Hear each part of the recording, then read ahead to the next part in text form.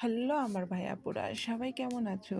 আমি আলহামদুলিল্লাহ তোমাদের দোয়ায় আল্লাহর রহমতে অনেকটা ভালো আছি। আজকে তোমাদের সাথে আমি শেয়ার করব আমার ভাইয়াদের বাড়িতে প্রতিদিন কত কাজ থাকে। আসলেও গ্রামের মানুষ মানে যারা কৃষক মানুষ তাদের প্রচুর কাজ থাকে। এই যে দেখছো, এটা কিন্তু আমার বাবার বাড়ি। আমার ভাইয়েরা যৌথ ফ্যামিলি, 3 ভাই আমার, এখনো বাবা মা সবাই একসঙ্গে। এই যে দেখছো কত কত পেঁয়াজ, সব এই যে ঘরের মধ্যে বারান্দায় সব গাদি করে করে রেখেছে। এখন আমার বাবার বাড়িতে প্রচুর কাজ। আসলে আমার বাবার বাড়ি কৃষক মানুষ, মানে সব কিছুই আবাদ করে, সব কিছুই চাষ করে।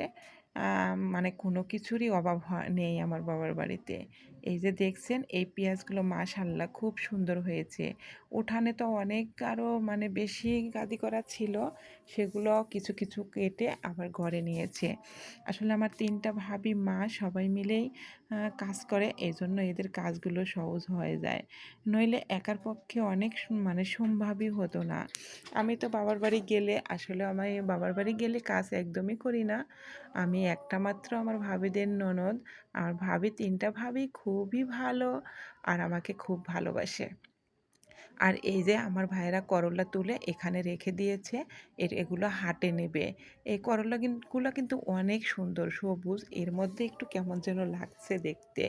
আর এই যে এপাশে মানে সজিনা তুলে রেখেছে, এই সজিনাগুলো হাটে নেবে। এখানে 1 মণ সজিনা আছে। আসলে প্রচুর ধরেছে গাছে সজিনা। একটা গাছে সজিনা পারছে আর 2টা গাছে পারা হয়নি।